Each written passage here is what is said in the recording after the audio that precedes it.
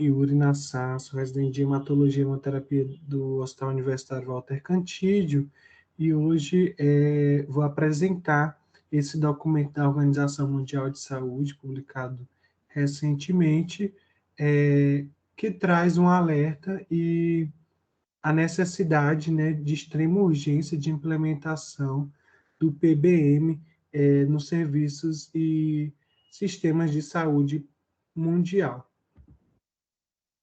Ele inicia abordando que os riscos da hemotransfusão, né, são bem conhecidos, tiveram um avanço, né, na sua prevenção, e houve um aumento da segurança na transfusão de hemocomponentes de maneira importante, inclusive grande consciência da comunidade médica envolvida nesse processo de hemoterapia.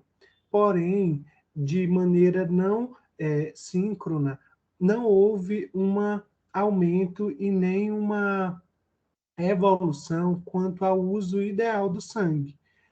Muitas vezes, as indicações não são adequadas ou indicações são imprecisas e, às vezes, empíricas, almejando apenas alvos numéricos, não levando em conta as situações clínicas dos pacientes. Então, o uso ideal do sangue, muitas vezes ainda pode ocasionar diversos pontos e malefícios ao paciente, bem como ao sistema de saúde, onerando desnecessariamente o sistema. Sendo que, com o desenvolvimento da medicina transfusional, houve um desenvolvimento de estudos e um desenvolvimento de indicações mais precisas, uso criterioso dos hemocomponentes, e tem crescido o alerta e a importância de sempre indicar uma terapia transfusional baseada no estado clínico do paciente, levando condições desde doenças de base ao uso de medicações, quanto ao tempo de anemia presente nesse paciente, entre outras coisas. Porém, acabam que esses conceitos muitas vezes não são difundidos e muitos conceitos enraizados e muitos conceitos antigos acabam preponderando-se nas indicações de transfusão de hemocomponentes. E outro conceito importante que cresceu nos últimos anos, principalmente nas últimas 2 décadas, foi que o melhor sangue é o seu, né? Então, o melhor sangue para o paciente é o sangue do próprio paciente. E aí surge, né, o início, né, os primórdios do PBM, que visavam principalmente gerenciar, né, e manusear adequadamente o sangue do paciente, dos pacientes pré-operatórios ou pacientes cirúrgicos, obstétricos, né? E aí foram surgindo diversas técnicas de cirurgias com conservação de sangue, otimizando a minimização da perda sanguínea, a recuperação intraoperatória de sangue, a hemodiluição isovolêmica. E esses conceitos acabaram que se extrapolaram além dos limites realmente cirúrgicos, e foi visto que o desenvolvimento e a utilização dessas medidas, elas podem ser aplicadas em outros contextos, inclusive de pacientes não cirúrgicos, pacientes clínicos, e trazem diversos benefícios e prevenção de riscos a esses pacientes. O PBM, ele então configura-se como uma abordagem centrada no paciente, na qual ela vai ser instituída basicamente em 3 pilares que eu irei citar, cujo a transfusão, a decisão de transfundir ou não, ou utilizar outras medidas mais importantes e com menor custo e com menor risco à saúde desse paciente, trazem maior impacto e tem menor risco associado. Então, ele surgiu, basicamente, os primeiros conceitos no finalzinho da década de 90 e tem crescido ao longo das últimas 2 décadas, de maneira que tem sido aplicado em diversos hospitais e segmentos. Hoje temos uma vasta gama de estudos e de ensaios clínicos que já configuram e afirmam que o PBM realmente tem resultados mais eficazes e que melhoram drasticamente diversos desfechos clínicos. Sendo que o PBM ele vai objetivar, né, principalmente adequar um dos pontos, né, é o correto tratamento, né, e a correta organização e manejo da anemia, de diversos tipos, e principalmente aqui a anemia ferropriva. E nós sabemos que a anemia é uma questão de saúde coletiva, acomete mais de bilhões de pessoas mundialmente, e isso traz grandes impactos, né? Seja na qualidade de vida, seja impactos também na morbimortalidade de diversas doenças, bem como também trazem diversos desfechos econômicos importantes a nível de saúde coletiva do mundo. E isso impacta diretamente em diversos pontos. Então, você ter uma técnica, né, de aplicar diversas estratégias que melhorem, né, o tratamento e a otimização de anemia de diversos segmentos de paciente, você acaba interferindo diretamente em um ponto essencial na saúde coletiva, que é muitas vezes renegado, é muitas vezes depreciado, não dado seu devido valor para essa questão. Isso traz, né, o artigo ele vai trazer diversos pontos onde há mundialmente, né, diversos países onde ainda há baixa conscientização e a incipiente implementação de estratégias de PBM. Em 2014, a Organização Mundial de Saúde ela lançou diversas metas, né, que devem ser alcançadas nos países membros até 2025 para tratamento de anemia. E lá, em 2014, já existiam várias estratégias e recomendavam o PBM para melhorar e otimizar esse tratamento, né, de diversos pontos e melhor manejo hemoterápico, ou uso de outros fármacos ou outras estratégias para melhorar esses pontos em relação à anemia. E, nesse ano, a Organização Mundial de Saúde organizou esse artigo, esse editorial, ainda enfatizando mais ainda em si o PBM, e aí as suas diversas estratégias para o combate e a luta nesse ponto de manejo correto, né, do sangue do paciente. E diante de uma necessidade urgente de maior implementação e conscientização do PBM, a OMS lançou esse editorial, e aí ele veio realmente em um tempo pandêmico, né, onde diversos estados aqui no Brasil mesmo e diversos países tiveram uma crise, né, em termos dos seus sistemas hemoterápicos, onde realmente faltou, né, hemocomponentes, seja pela diminuição da doação, ou seja também pela falta de diversos insumos, né, para o manejo e o ato transfusional. Então, isso reforçou ainda mais a necessidade da implementação de programas de PBM, porque isso acaba que reduzir ou de maneira até mesmo conscientizar o uso adequado do sangue acaba afetando diretamente questão tanto logística quanto econômica dos sistemas de saúde mundial. E aí, quais foram os objetivos desse editorial? Primeiramente, conscientizar sobre a relevância da anemia, deficiência de ferro, as perdas sanguíneas e diversos outros sangramentos, enfatizar a urgente necessidade de implementação das medidas de PBM e demonstrar que essas medidas elas trazem real desfecho, né, clínico, impactando em mortalidade, morbidade, qualidade de vida, e também desfechos econômicos, reduzindo-se gastos tão importantes, né, atualmente, não só para sistemas públicos de saúde, também para quanto operadoras, seguros, né, planos de saúde e também até mesmo para o próprio indivíduo.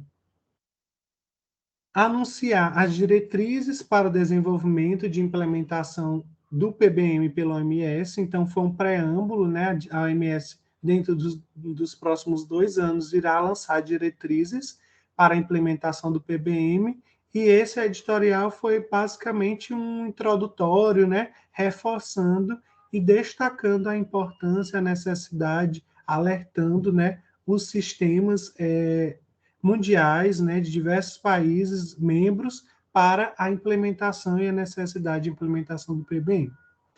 Ele também teve como objetivo educar os leitores sobre o que é e o que não é o PBM e por que se deve implantar, bem como chamar a atenção para as barreiras à implementação.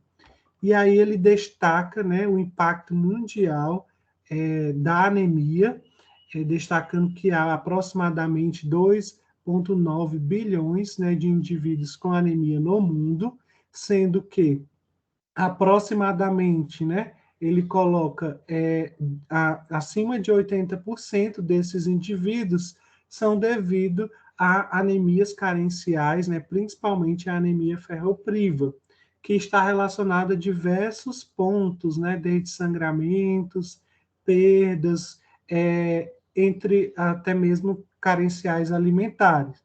E ele destaca também que aproximadamente 600 milhões, né, de indivíduos têm também um quadro, né, de doenças, anemia de doenças crônicas ou também sangramentos agudos relacionados a principalmente procedimentos cirúrgicos, sangramentos obstétricos, periparto, sangramento menstrual, flebotomias excessivas, né, chamado vampirismo, ou outras doenças mesmo hematológicas, oncológicas, e principalmente também o trauma. Então, diante dessa magnitude, né, desse problema, dessa situação que é a anemia, deve-se otimizar medidas, né, e organizações políticas para que se realmente tenha um impacto, né, modificando esse cenário atual. Porém, mesmo diante de tamanho cenário, né, de tamanha importância em termos de saúde coletiva, ainda há poucas estratégias e pouco investimento neste problema de saúde. Então, pouquíssimos países alcançaram, né, ou estão prestes a alcançar as metas de tratamento de anemia publicadas em 2014, e muitos não têm quase medidas e desenvolvimento dessas estratégias do PBM. Ele coloca também que a anemia ela vai trazer diversos sintomas, né? Seja anemia, a perda de sangue, a coagulopatia com sangramento, ele desde disfunção cognitiva, fraqueza, fadiga, cefaleia, dispneia, pode causar instabilidade emocional, depressão, síndrome de pernas inquietas, impactando tanto em termos de saúde individual, quanto também diretamente na saúde do trabalhador. E também a própria deficiência de ferro, ela, sem ter a anemia, pode causar, né, os mesmos sintomas da anemia, e também já é bem evidenciado que está associado a um mau estado funcional em pacientes com câncer. E essa diminuição do estado funcional, bem como o aumento da mortalidade em pacientes com insuficiência cardíaca crônica e aqueles também que fizeram cirurgia cardíaca. Por isso é importante também se atentar para a deficiência de ferro. Nas gestantes, ele coloca como um outro grupo importante e prioritário, né, para as medidas de PBM, pois a anemia ela vai trazer diversas consequências no binômio materno-infantil, materno-fetal. Como na gestante, a redução da atividade física, alterações no desempenho cognitivo, a própria função imunológica dessa gestante, como um risco aumentado de morbimortalidade materna, tanto anteparto, intraparto ou pós-parto, secundária à hemorragia periparto. Há também diversos estudos demonstrando que as gestantes, né, que durante a gestação estão anêmicas, tem maior risco, né, de, por exemplo, evoluir para a necessidade de um parto cesáreo do que ter o bebê com o parto normal. Há um risco aumentado, né, nessa gestante também de choque hipovolêmico, sobrecarga de fluidos, coagulopatia dilucional, necessidade de cirurgia de intervenção pós-parto para controle de sangramento e também maior necessidade transfusional.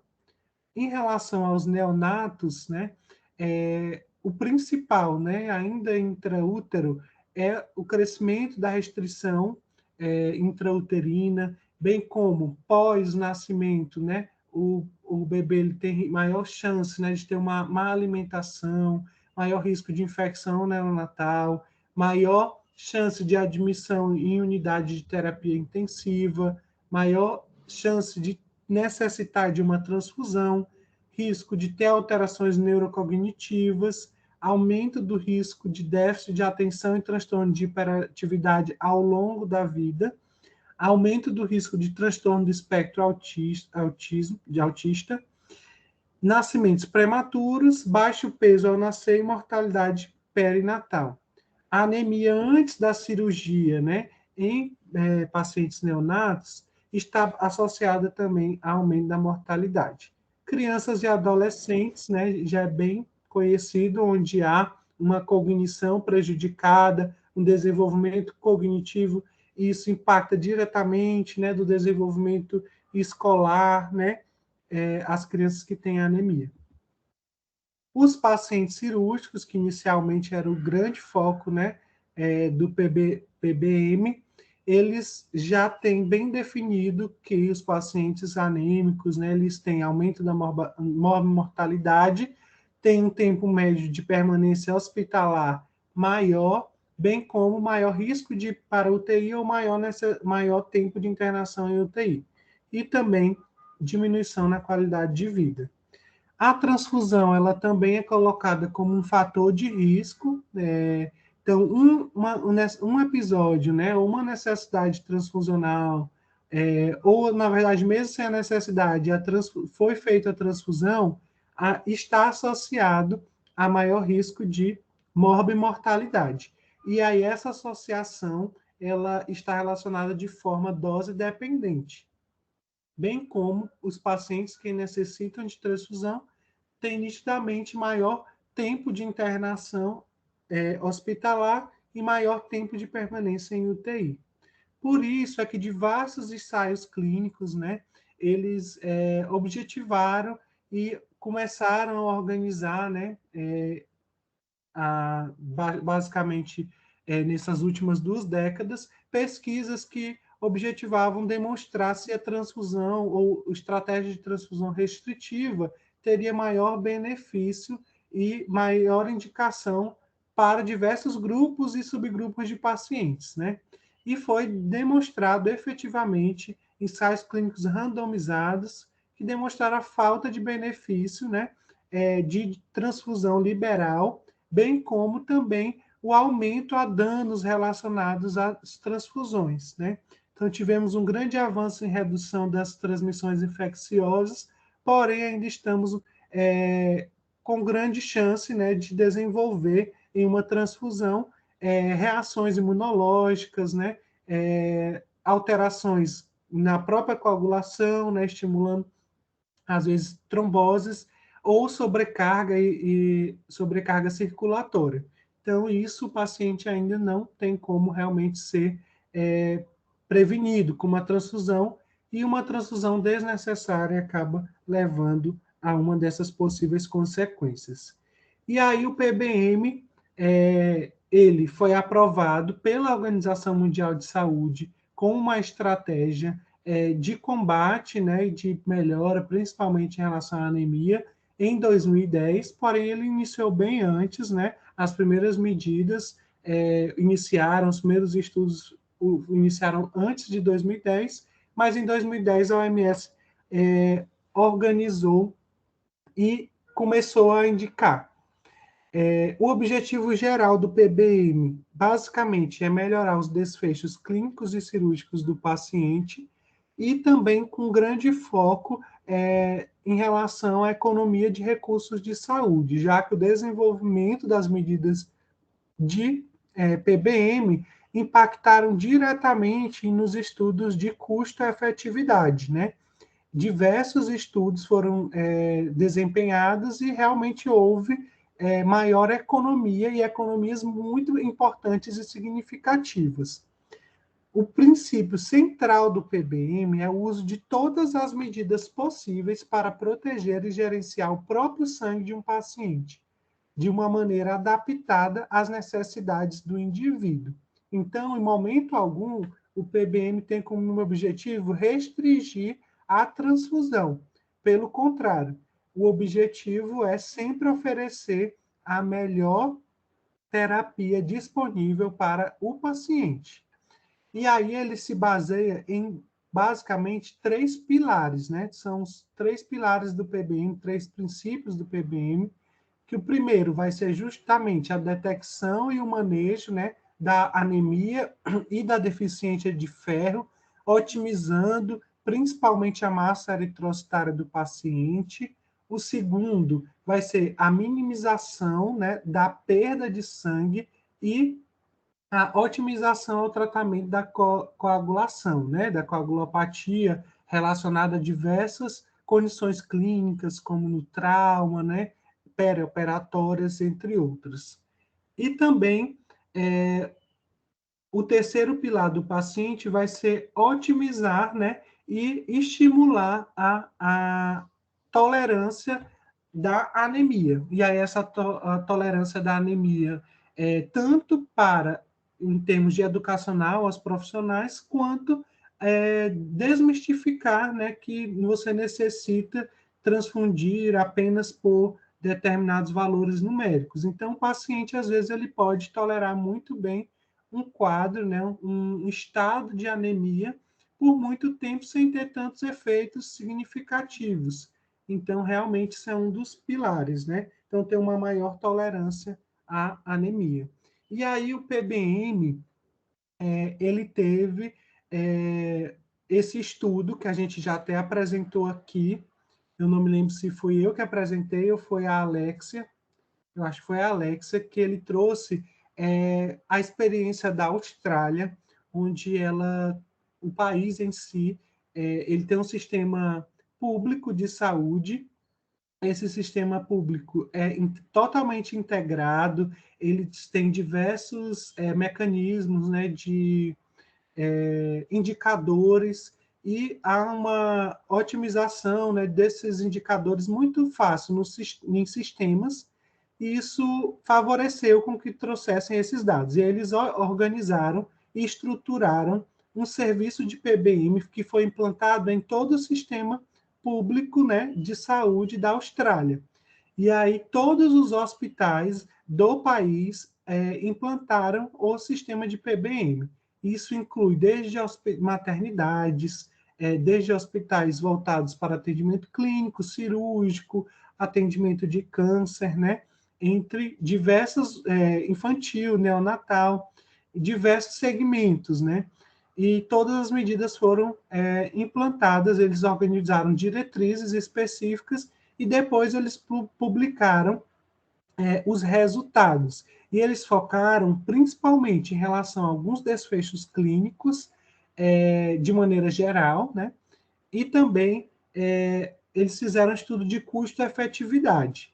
E em relação aos desfechos clínicos, foi observado que, após a implantação do PBM, houve redução da mortalidade nos hospitais da Austrália, houve redução da infecção intra-hospitalar, redução de AVC, né, e ataque isquêmico transitório, bem como também houve uma redução da anemia pré-operatória, uma redução também no valor de hemoglobina pré-transfusional, então não se pedia, né, ou um valor, transfusão de concentrado de hemácia para valores mais altos de hemoglobina, e também houve um aumento significativo em relação à transfusão em bolsa única, que é um dos pilares, né, uma das maiores estratégias em relação ao PBM. E isso impactou diretamente em resultados onde houve uma diminuição da necessidade do uso de hemocomponentes. E no estudo ele coloca que aumentou, né, a demanda de atendimento nos hospitais, porém esse aumento da demanda e dos atendimentos não implicaram em aumento da necessidade de hemocomponentes. Pelo contrário, houve uma redução de uso, né, dos concentrados de hemácia em 41%, de plasma em 47%, de plaquetas em 27%, demonstrando que as medidas de PBM elas trouxeram, né, otimização no sistema de saúde australiano e eles justamente objetivaram, né, buscar outras medidas de tratar essas condições, né, como reposição de ferro, um manejo mais adequado de coagulopatia do paciente, entre outras estratégias. E essa redução em si, eles conseguiram estimar um valor, né, de economia durante o período que foi implantado o PBM. Eles calcularam de 2000, se não me engano, foi de 2014 até 2018, e eles estimaram que durante esse período houve uma redução, uma economia de aproximadamente 18,5 milhões de dólares. E aí, isso apenas na redução dos hemocomponentes. Porém, quando se levava em conta que, para transfundir, por exemplo, um concentrado de hemácia, necessita do equipo, necessita de diversos outros insumos associados, essa estimativa, né, relacionadas a outros custos, a economia ela poderia chegar a valores maiores, como 80 a 100 milhões de dólares, demonstrando o impacto econômico e a custo-efetividade do PBM em um sistema de saúde a nível nacional, né, no caso australiano. Então, diante desses resultados, né, tão empolgadores e tão importantes do PBM, por que e quais os desafios que ainda há para a implementação do PBM em diversos outros sistemas de saúde de outros países? Primeiramente, há uma vasta falta de conscientização entre pacientes e profissionais de saúde acerca das medidas de PBM. Então, muitas vezes, essas medidas são entendidas como restringir, né, ou querer economizar para não transfundir. E muitas vezes os conceitos de PBM ainda não são tão conhecidos e acabam sendo superados por práticas antigas e profundamente enraizadas de anos, né, onde a terapia transfusional adotou uma estratégia mais liberal. E ainda há uma dificuldade de implementação educacional e de difusão dessas medidas entre a classe profissional da saúde. Outro problema também, outro desafio é a necessidade de mudança, né, de cultura, comportamento, de tanto serviços de saúde quanto de profissionais, a organização estrutural, né, do sistema de saúde para o correto atendimento, a organização, né, de recursos, redirecionando esses recursos que são muitas vezes escassos, né, aqui a gente trazendo principalmente para o SUS, e demonstrar para os gestores que, mesmo que haja um investimento inicial, o fruto, né, desse investimento inicial traz grandes impactos econômicos, né?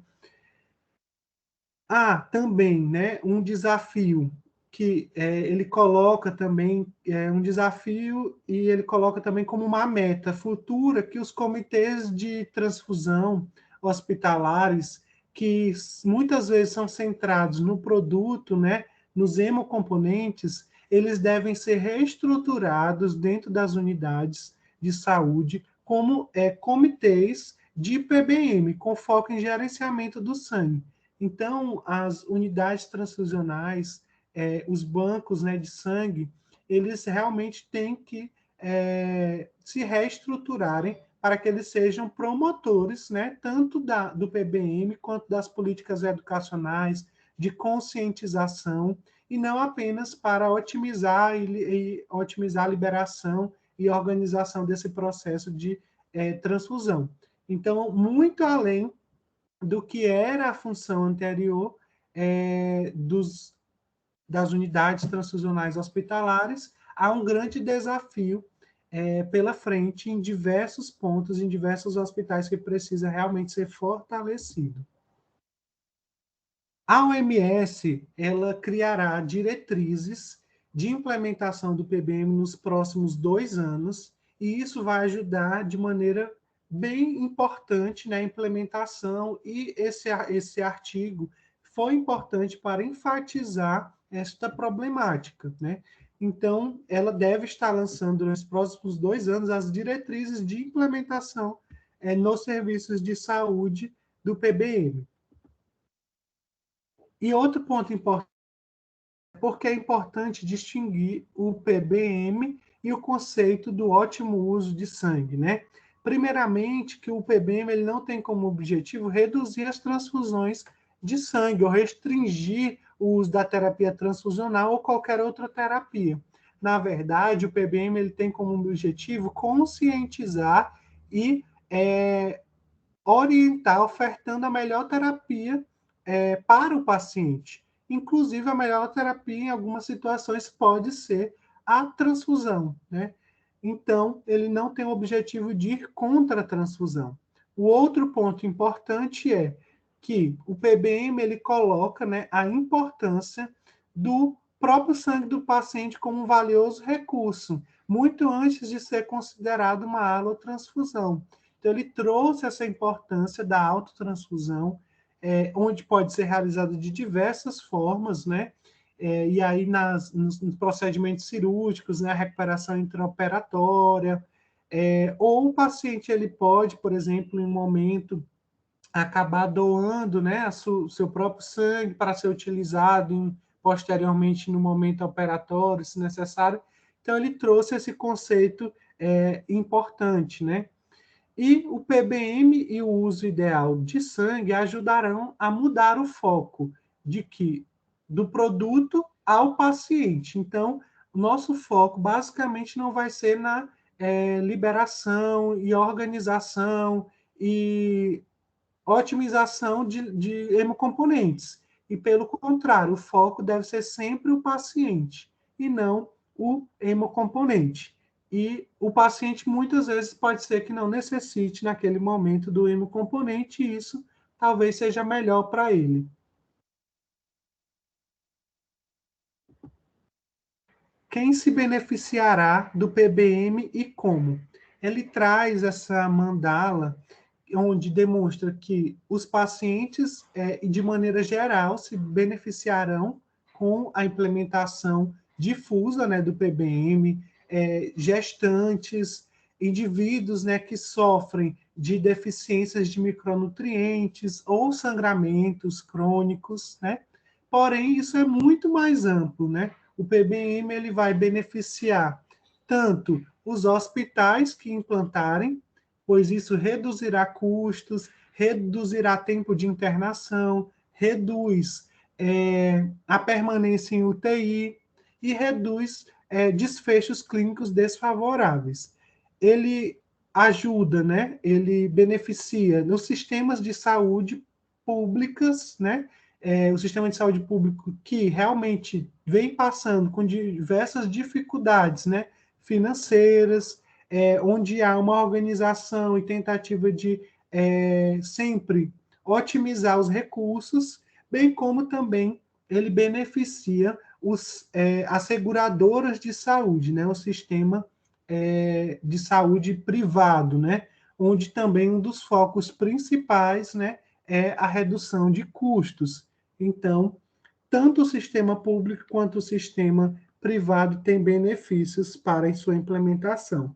Beneficia os profissionais que implementarem, porque à medida que você está implantando e executando ações com maior embasamento científico, maior relevância, né? Uma medicina realmente baseada em evidência, deixando muitas vezes práticas que podem ser mais maléficas aos pacientes, e retirando riscos, né, na sua atuação profissional. E aí, por que esse editorial ele traz como uma urgência a implementação do PBM? Então, aqui a gente sabe, né, que temos urgência e emergência. Então, a urgência é algo que precisa ser resolvido imediatamente. E aí ele trouxe justamente esse tema, né? Essa palavra, esse termo, urgência. Então, o PBM ele é urgente porque estamos diante de uma situação onde há redução de recursos, otimização de recursos, vivendo um momento de pandemia, onde sempre a importância também de reduzir os riscos aos pacientes, sempre buscando a melhor terapia, otimizando e sempre organizando e focando o tratamento centrado na pessoa, né? Então, sempre a gente tem abordado em diversos pontos da medicina os planos terapêuticos singulares e assim a hemoterapia, né? Ela deve se basear, sempre objetivando o paciente. Então, o PBM, ele oferece, eu achei isso muito interessante, esse texto eu coloquei igual, né, ao escrito no artigo, que o PBM ele oferece uma rara oportunidade na área da saúde, de obter mais por menos, reduzindo o custo geral do tratamento e melhorando os resultados do paciente, ao mesmo tempo melhorando o estado geral de saúde da população. Então, de uma maneira econômica, você acaba ofertando mais e melhorando diversos pontos e indicadores, né, de saúde pública, melhorando diretamente na saúde da população. Então, por isso, o PBM ele necessita ser implementado urgentemente. Então, aqui menos é mais. Diante do avançar, né, que nós temos na medicina, onde há diversos custos elevados de tratamentos mais avançados, o PBM ele surge como uma maneira mais econômica e que traz mais benefícios ao tratamento dos pacientes. E quem deve liderar a implementação do PBM? Então, a Organização Mundial de Saúde ela coloca que a responsabilidade de implementação do PBM sobre os ministérios e departamentos de saúde dos países membros e reforça que esses ministérios eles devem ter como meta, né, a implementação em todo o território, né, dos países membros dessas medidas e que isso trará diversos benefícios e aqui ele enfatiza novamente, né, o benefício econômico. E como o PBM ele pode ser integrado nos cuidados de saúde, né? Então, apesar de, por exemplo, o país não ter uma organização, né, uma política nacional do PBM, qualquer pessoa de qualquer país ela pode começar a desempenhar estratégias de PBM. E aí, essas estratégias elas podem ser conforme demonstrados por programas de PBM bem-sucedidos, a exemplo do PBM australiano, e o uso de uma metodologia de implementação comprovada. E aí, sempre na implementação do PBM, deve-se aprovar, né? Está apoiados aos dados epidemiológicos locais e também a necessidade sempre de estar construindo indicadores. Ele coloca que é importante ter essa avaliação a nível local de diversos indicadores do PBM, tanto para fim de relatório, quanto para fim de divulgação dessas medidas para que outros centros, outras unidades, outros países também desempenhem. E aqui eu trouxe a foto, né, que é desempenhada, né, da semana de conscientização, foi agora, né, desempenhada pelo EMOSSE, e que realmente é um dos pontos, né, da conscientização educacional em termos dos profissionais da saúde, né? E o futuro é o PBM? Então, a gente sabe que a medicina ela tem avançado, né, de maneira muito rápida, porém, a implementação de medicina baseada em evidências ainda é lenta, e a adoção dessas novas práticas ela costuma demorar por várias décadas por trás das descobertas das novas evidências. Então, ainda há muito atraso em relação à implementação dessas medidas em diversos pontos, né, do país. Aqui no Ceará realmente é uma exceção, né? Mas se a gente for observar outras realidades, né, dentro do próprio Brasil, ainda há muito atraso. E esse atraso ele é uniforme, mais marcado com a implementação do PBM, onde o desafio está em mudar a cultura clínica e o comportamento médico, algo que não é tão fácil, né? E médicos e outros devem desaprender e abandonar algumas práticas antigas para capacitá-los e adotarem uma abordagem mais ampla, integrada de base científica do PBM. Então, isso não é fácil e a gente assim sabe que o PBM é o presente, é o futuro, mas realmente quando que esse futuro vai chegar ainda fica o questionamento. Bem como também há um grande desafio é a necessidade de uma gestão eficaz dos programas de PBM. Há necessidade de realocação de recursos, de estruturação dos serviços, para que esses programas realmente eles tenham o desempenho adequado. E muitas vezes não há gestores preparados, né, para desempenhar tal função.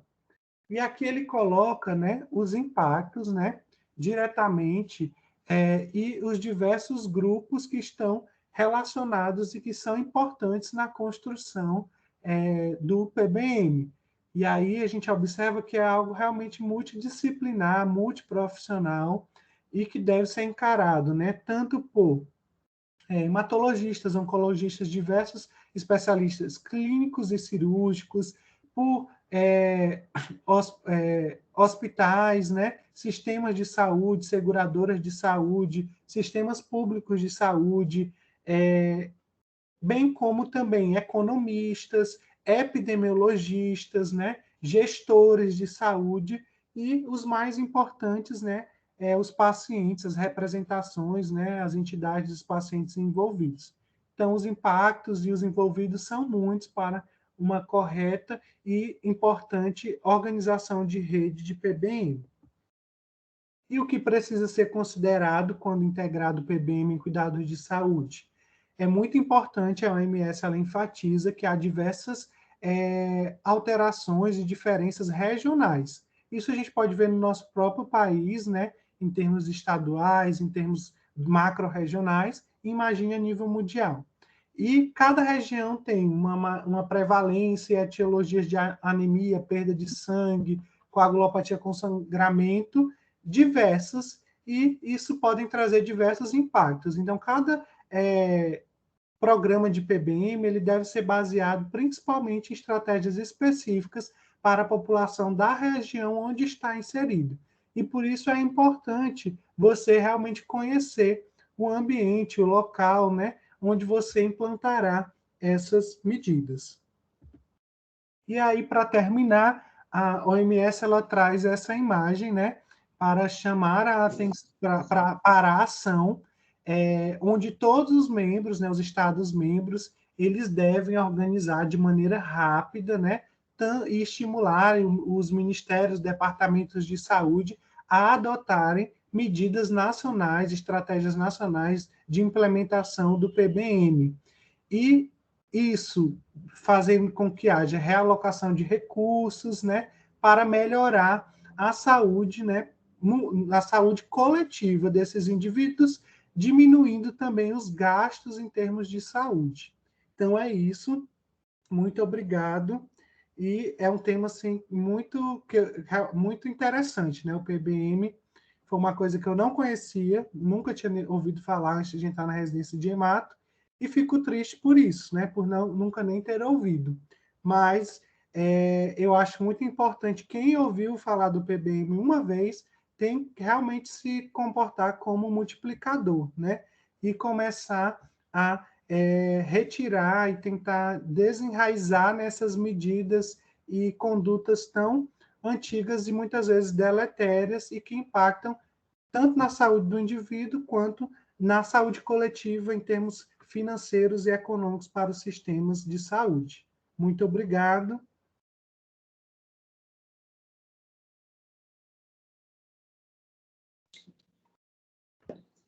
Boa tarde a todos. Queria saber se a Denise vai falar alguma coisa, se eu começo falando. Meu nome é Franklin. Pode ficar à vontade, Franklin. Estou aqui numa barulheira, numa reforma. A Denise pediu para eu né, conduzir o final da apresentação. Queria agradecer ao Yuri pela excelente apresentação e queria perguntar para ele, antes de abrir para a plateia, né, para as perguntas, né, assim, no dia a dia dele, tanto de clínica como de hematologia, quais são as ações que ele vê em relação ao PBM, né, à otimização do sangue do paciente, do indivíduo? Olha, eu vou falar duas realidades. Na minha residência de clínica, não tive realmente contato nenhum, realmente desconhecia, né, as medidas.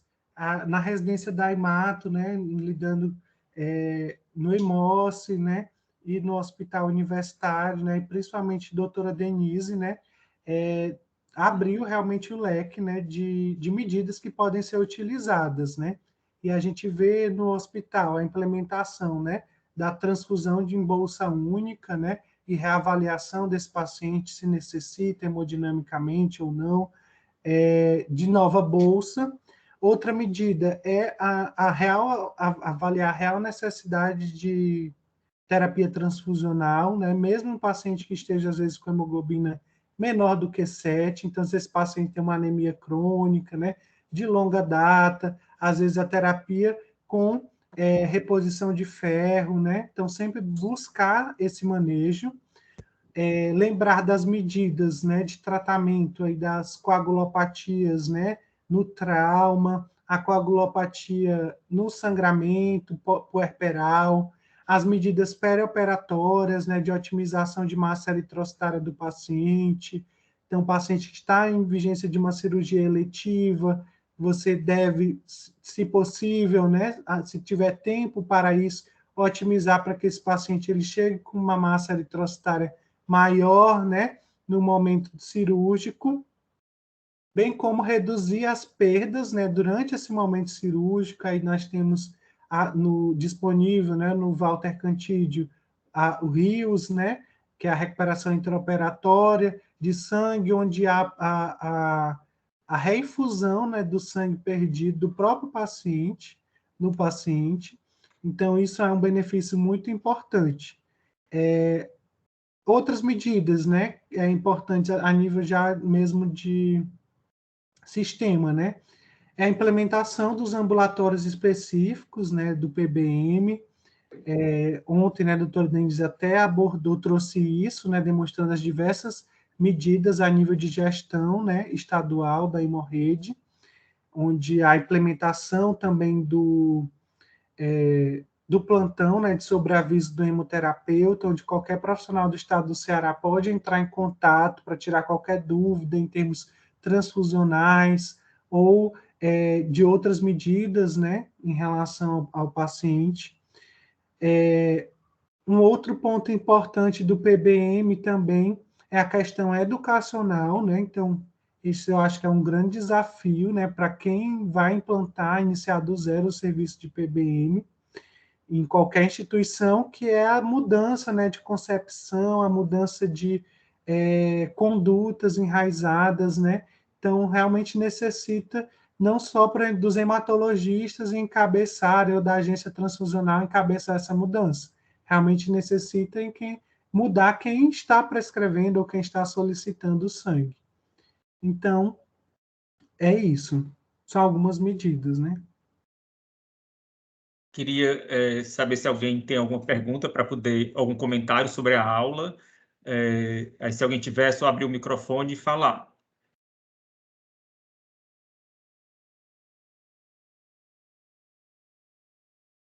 Eu queria aproveitar a doutora Luciana aqui na sala presente, né, e fazer um comentário. A Organização Mundial de Saúde, né, coloca, né, pelo que foi apresentado nesse editorial, como uma urgência, né, a mudança no hábito transfusional do mundo todo, né? Provavelmente seria até um pedido de desculpa, assim que eu posso dizer, da Organização Mundial de Saúde mesmo, porque ela passou as últimas décadas se estruturando, né, e falando da importância da terapêutica transfusional e incentivando a terapêutica transfusional no suporte de outras doenças, né? Eu queria que a doutora Luciana comentasse um pouco disso, dessa urgência da mudança da conduta terapêutica e da realocação desses recursos, que não são poucos, né? E a Organização Mundial de Saúde vem vendo que você empregar esses recursos na transfusão sanguínea, você tirando esses recursos de uma terapia usando uma terapia mais restritiva, você consegue melhorar a saúde e o bem viver da população no geral. Lembrando que nós estamos num país pobre, né, num estado pobre e numa cidade pobre. Então, a organização desses recursos ela é muito importante e provavelmente por isso que a Organização Mundial de Saúde coloca como urgência a mudança na terapia transfusional, porque a alocação de recursos nessa terapia é muito grande, não precisaria ser tão desse montante. Doutora Luciana, se a senhora puder comentar esse meu comentário. Franklin, eu achei assim, muito interessante esse documento, né, da OMS, porque, como você falou, tem documentos antigos da OMS que até assim, estimulam um pouco a transfusão, né, e que a gente, quando lê, fica assim, meio estressado. E assim, esse reconhecimento da OMS dando um olhar diferente, vamos dizer assim, uma importância diferente a essas ações de preservação do sangue, de tratamento adequado da anemia, de otimização de recursos relacionados à transfusão, vai ser muito importante para que dê credibilidade a toda essa proposta, né? Então, a gente vem de uma época em que a transfusão era colocada como uma coisa assim que salva vidas, né? E, portanto, né, quanto mais você fizer, melhor. Então, essa era a ideia que todo mundo tinha. Então, tem até aquela frase sei lá, do coordenador do PBM do Johns Hopkins, que ele diz exatamente isso, né? Parece que a gente recebeu uma lavagem cerebral para achar que transfusão é bom e quanto mais transfusão a gente fizer, melhor. E já era tempo disso ser discutido com mais seriedade, né? E acho que o PBM ele evoluiu aquela ideia de só buscar uma transfusão racional, que era o que a gente falava, visando diminuir o risco, né? O que o PBM traz é muito mais do que isso. Então, eu acho que é fundamental. Esse documento eu fiquei logo apaixonada por ele quando vi, só pelo título, porque dá, vamos dizer assim, o tamanho exato do desafio que a gente tem de implementar esses conceitos, essas estratégias, buscando a melhoria do cuidado do paciente. Então, não é uma coisa só do hematologista, não é uma coisa só do hemoterapeuta, então, fazer transfusão segura não basta isso. Para ter uma transfusão segura, não basta você ter grandes hemocentros e bons serviços de transfusão. É preciso você ter uma abordagem completamente nova, né? E não é investimento muito alto, né? Tudo que a gente vê no PBM é muito barato, fácil de fazer, se realmente as pessoas quiserem fazer. O grande problema, às vezes, é que esse querer fazer não é todo mundo que abraça, né? Então, assim, essa questão desse olhar diferente, parece que dá mais trabalho, mas no fim dá menos trabalho, porque você tem um paciente com menos problema, você tem uma coisa mais racional.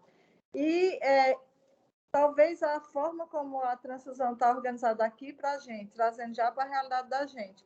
Quando você tem o hospital que não se preocupa com a transfusão, e a gente acha ótimo isso, mas de uma certa forma, para o hospital é muito cômodo, né? Me dê um sangue aí, como se essa bolsa de sangue fosse só uma mercadoria que você pode solicitar e a gente fosse só esse fornecedor desse produto, né?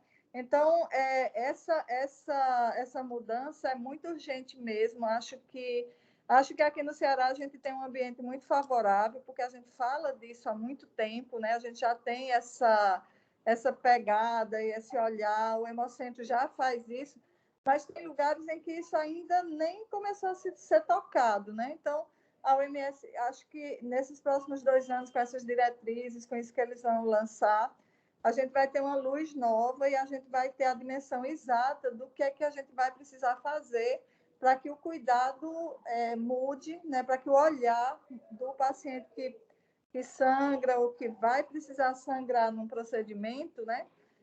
Seja diferenciado. Então, eu achei muito importante. Eu tenho pena disso não estar sendo repercutido pelos meios oficiais no país, né? Então, assim, a gente ainda não vi nada do Ministério da Saúde, ainda não vi nada da coordenação do sangue com relação a isso. Então, a gente fica sabendo das coisas, né? Porque a gente é interessado e vai pesquisando, mas é um documento tão rico e tão forte que merecia uma reunião da Hemorrede Nacional para discutir isso. Como nós vamos fazer? Né? Talvez a gente possa até começar a trabalhar alguma coisa com relação a isso. Eu tenho visto também que a Associação Brasileira de Hematologia tem trazido cada vez nos congressos, né? Mas ainda acho que o espaço é muito pequeno, né, para a importância do assunto. Não só a importância, como as repercussões positivas que podem ter uma instituição. A gente viu a experiência da Austrália, né? Então, esses números no Brasil realmente poderiam ser tão bonitos como os números que a Austrália mostrou, mas aí precisa de um envolvimento oficial, um envolvimento da estrutura mesmo do SUS, e acho que talvez a gente, já que não vem, né, a gente possa provocar alguma coisa e, a partir daqui, dessa nossa experiência, a gente chamar os outros estados a prestar atenção nisso, né? Mas, assim, a OMS, eles dizerem que é urgente, para mim, teve um valor muito grande, porque isso realmente isso vai fazer com que esse apelo seja mais ouvido. E, assim, diante do fato das várias realidades que tem no mundo, né, como o Yuri mostrou, né, como tem no Brasil, as várias regiões, a gente também tem várias realidades, mesmo dentro de Fortaleza, como também no Ceará. Como é que está a penetrância do PBM no estado do Ceará, né? Como é que estão as outras regionais, né? A interiorização, né? Nós funcionamos como hemorraid, né? Também, né? Aí, assim, nós temos notícias de como é que estão as outras regionais no Ceará? Doutora Temos Luciana, sim. doutora... A Lani pode até falar um pouco mais, mas isso é uma coisa que também eu acho que a gente tem sido muito feliz, porque a gente não está tendo as ações restritas aos serviços mais complexos aqui em Fortaleza, né? A gente tem tido uma preocupação de fazer uma disseminação disso em todo o estado. Então, tem algumas coisas que já estão sendo feitas em âmbito estadual. Eu vejo uma maior dificuldade quando a gente sai do serviço que é atendido por nós. Os serviços que não são atendidos por nós não têm a mesma sensibilidade, né? E aí, algumas vezes eu escuto, eu não sei se isso é já uma coisa que está ultrapassada, eu não tenho muito bem esse termômetro, mas eu já escutei essa coisa de fazer as coisas com emoção é mais complicado, porque a gente pede, a gente tem que justificar, a gente tem que pensar, e quando não é com emoção, eu peço e recebo o que eu pedi. Então, isso eu acho que tem uma certa dificuldade, né? Mas o interior eu não vejo muita resistência, não. Mas a Iloni pode falar um pouquinho mais sobre isso. Assim, a gente, da mesma forma que a gente abriu um ambulatório de PBM aqui em 2019, a gente abriu um ambulatório de PBM também nos regionais, né? E também os protocolos, né? Esse ano a gente está trabalhando os protocolos. Um dos protocolos que a gente está trabalhando é o protocolo da transfusão racional, né? Quando você indicar corretamente os hemocomponentes. E a gente também acompanha os indicadores, o mesmo que a gente tem aqui em Fortaleza, a gente acompanha nos regionais. Então, assim, o que é que a gente tem? O volume de pacientes no ambulatório de PBM, ele ainda é menor do que o que a gente tem aqui em Fortaleza. Muitas vezes, alguns indicadores que a gente já atingiu uma meta bem confortável aqui, como, por exemplo, transfusão de 2 CHs no mesmo dia. Fortaleza beira zero de transfusão. de 2 CHs no mesmo dia. No interior, a gente ainda tem um pouquinho de maior dificuldade pela própria situação socioeconômica dos pacientes, né? Você tem pacientes que, às vezes, têm que vir 300 quilômetros, 400 quilômetros para poder chegar no Hemocentro, para poder fazer aquela transfusão. E aí, às vezes, você tem essa dificuldade de o paciente vir 2 dias seguidos, por exemplo, se ele precisar, né, ser reavaliado. Mas a gente vê que existe, sim, um movimento, né? Existe um trabalho, algumas regiões um pouco mais à frente do que outras, né? Ainda é um pouco heterogêneo isso, mas a gente vê que as pessoas estão começando a entender e a enxergar, a se preocupar com isso, né? Que eu acho que é um dos principais, um dos primeiros pontos, né? As pessoas precisam entender e compreender a importância. E acho que isso, assim, essa semente ela está plantada, né? A gente respeita as particularidades, né? Então, cada uma tem o seu tempo, a sua velocidade de implantação. A gente vê alguns hospitais que já conseguem, que já estão começando a implantar protocolos de transfusão maciça nas suas unidades, principalmente nesse movimento, né? Nessa nova lei que teve da regionalização, e que nem tudo precisa vir para Fortaleza, então a gente está tendo cirurgias complexas também, né, em algumas cidades, alguns hospitais do interior, e aí a gente vê... Eles escutam ainda? Escutam? Escutamos. E aí a gente escuta... Entrou uma ligação. E a gente vê essa preocupação, né, das pessoas em tentar, sim, se reorganizar, se reestruturar. O plantão da hemoterapia, né, que é uma das medidas que a gente implantou aqui com relação ao PBM, ele já tem esse atendimento, né, do interior, e a gente está ampliando, na verdade, né, tem essa perspectiva de ampliar o atendimento de todo o estado, né, a partir de janeiro, mais ou menos. E a Rios, que também a gente já consegue fazer em Sobral, e agora a gente conseguiu fazer em Crato com uma boa adesão, com uma boa recuperação.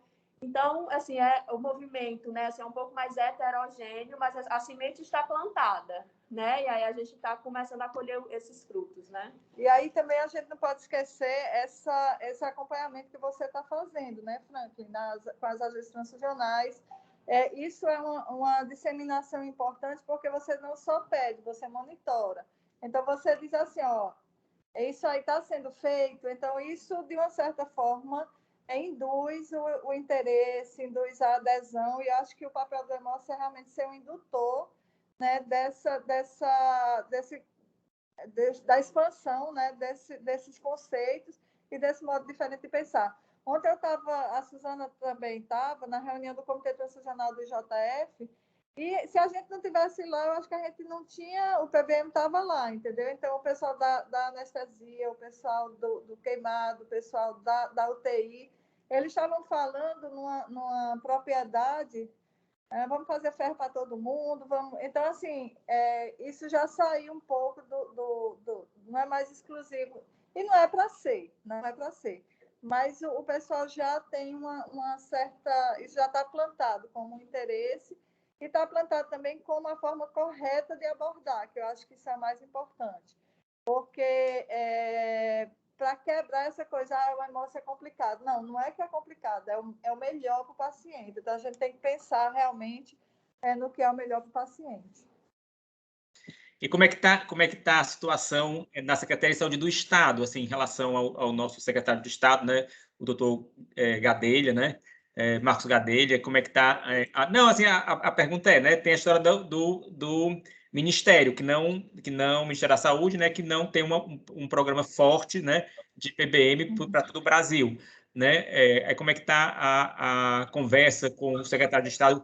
Eu estou perguntando isso porque quando o Yuri apresentou o trabalho, essa história impacta mesmo a história da urgência da OMS, dizer assim, olha, eu você acho consegue... que os gestores de saúde, os gestores do SUS, os gestores dos planos de saúde, ainda não ouviram esse recadinho.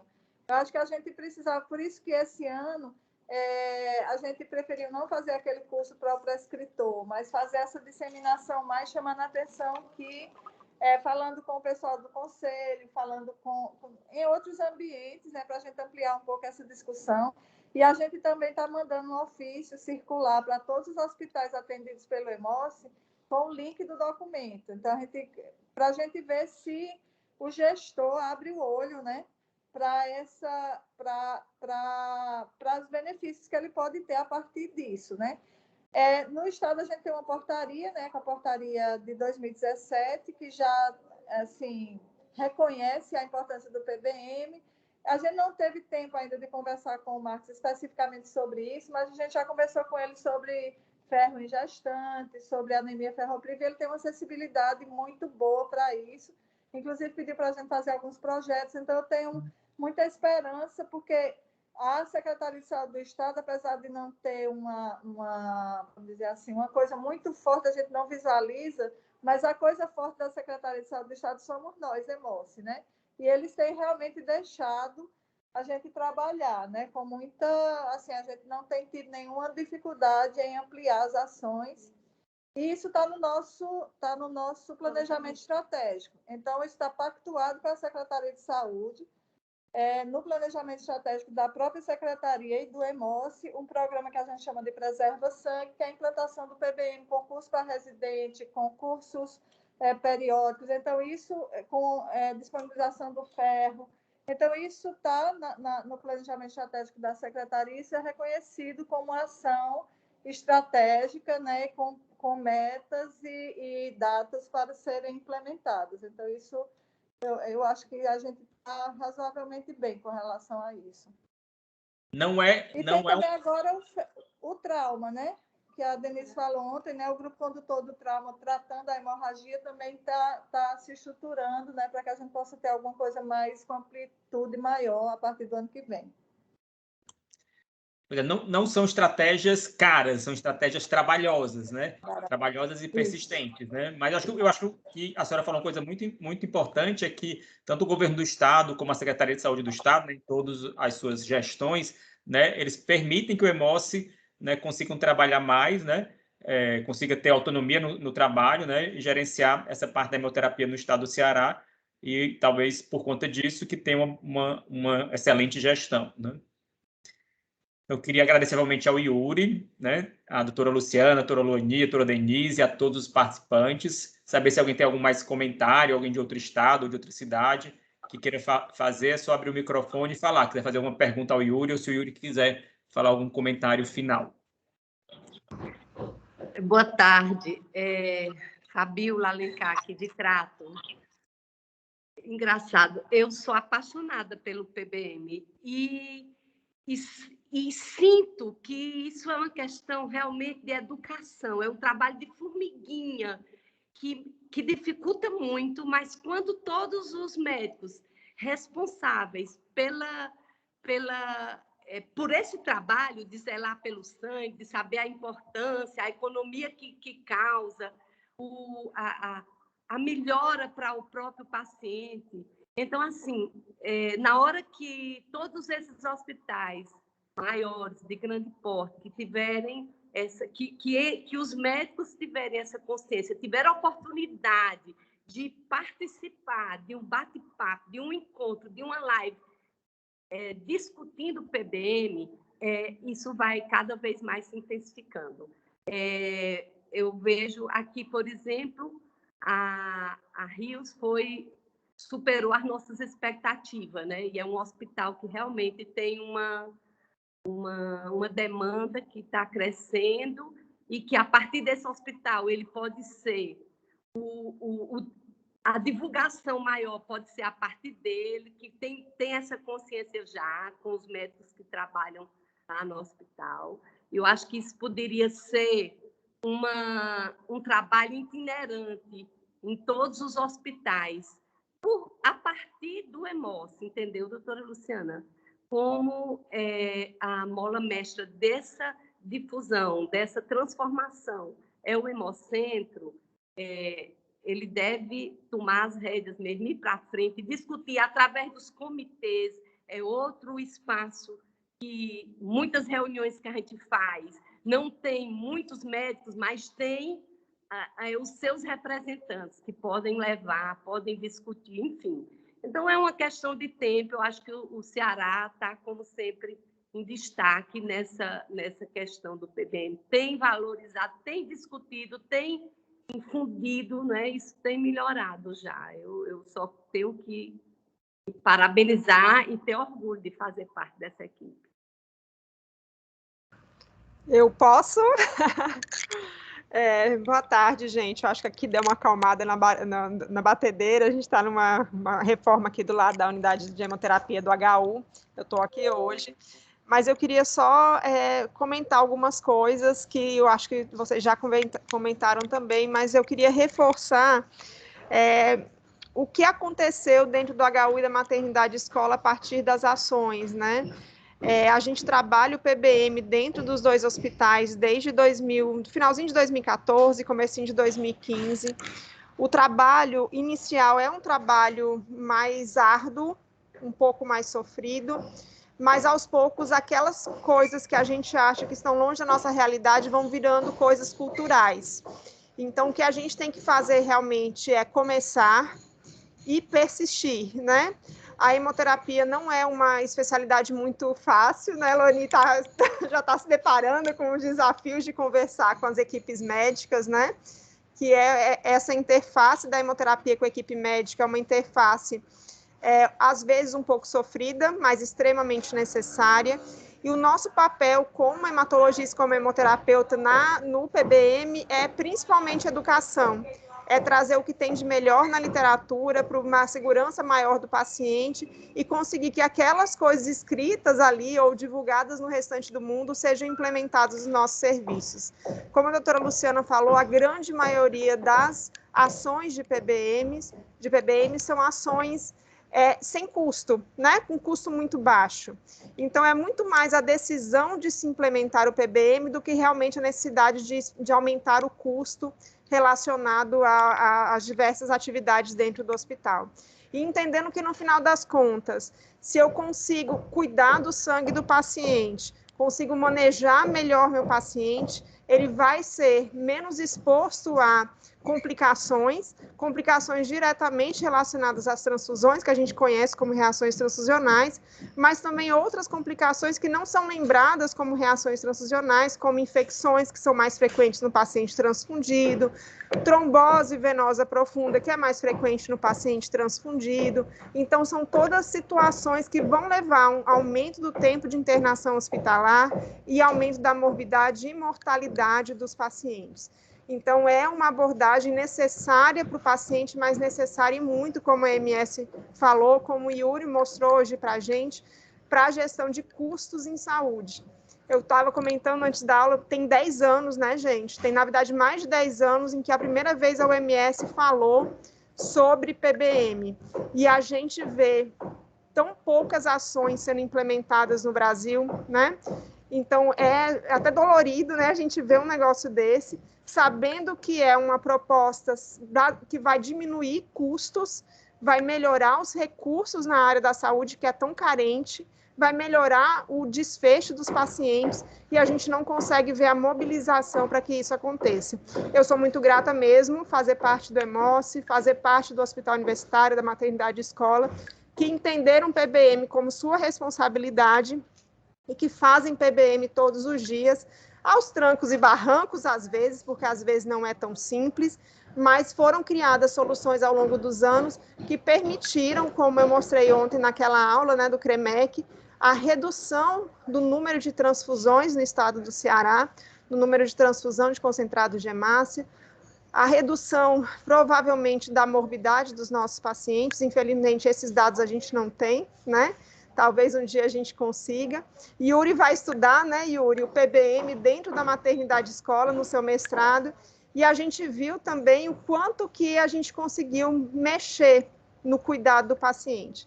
Então, eu fico muito grata por existir PBM na minha vida, sinceramente, porque eu sempre senti falta, e o PBM veio para poder juntar tudo aquilo que a gente sempre pensou do melhor cuidado. E agradecer ao Yuri pela apresentação.